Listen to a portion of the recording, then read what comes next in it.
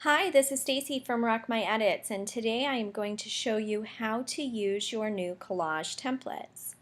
So we have to open up a collage that we would like to use in the set that I'm using here today. There are 37 different PSD files to choose from.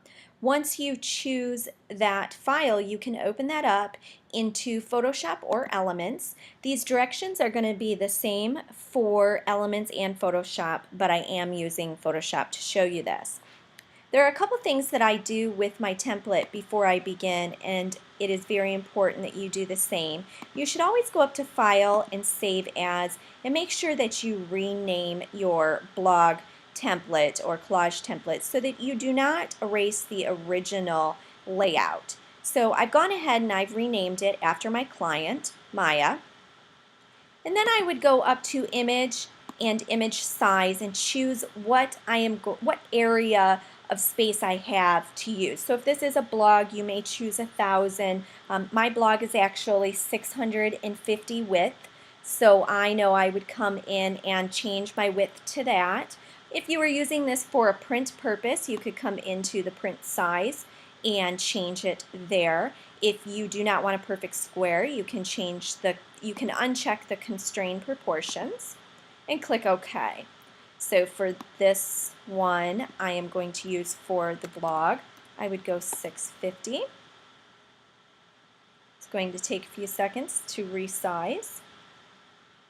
I always make these much larger than you will need so that you have more options. This is important that you do it before you add your photos if you're making it larger than what I already have, because you do not want to stretch the photographs that you're placing into it. If you are going to make it smaller, then you could certainly resize it after you place the photographs. I like to use a nice workflow, so I do these couple steps prior to placing the images. So we're going to go ahead and let the resizing finish, and now I need to just zoom back in, and I have my template ready to start using. So let's go ahead and show you how to place your photographs. In your layers palette, you have two different things I would like to explain. You have a clipping mask layer called Place Image Here. That layer is attached to the layer just below it. You can see that it is attached by the down arrow. That layer below it is the placeholder. You will not do anything with this layer. You always need to be on the clipping masked layer above it, which will be called Place Image Here. Click on that layer, make sure that it is highlighted, and then you can go up to File and Place and choose your folder of photographs. So we're going to go ahead and choose this folder. Come into my edited files, and we're going to select the photograph that will go in this placement. Once you drop in a photograph, it is going to probably need to be adjusted slightly to fit the placeholder. The nice thing about these templates is they are constrained to their areas, so you do not need to worry about cropping them to make them fit into the area itself. So we're going to go ahead and let this work.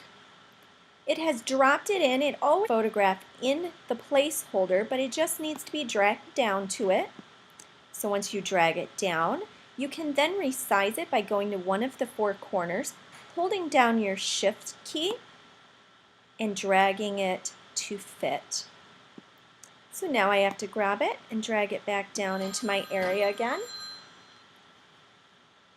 And once I am done with it, I can either hit the check bar or use my Move tool.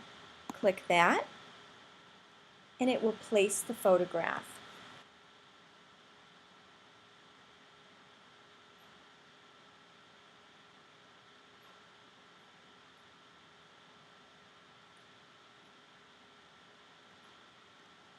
Okay, So we are all set. That did take a little bit more time because I do have a lot of files open, but yours will move much quicker. Then you can move on to the next piece of your collage. Again, you do not have to do them in this order, but certainly you can find whichever placeholder you want to work with by just looking at the teal square.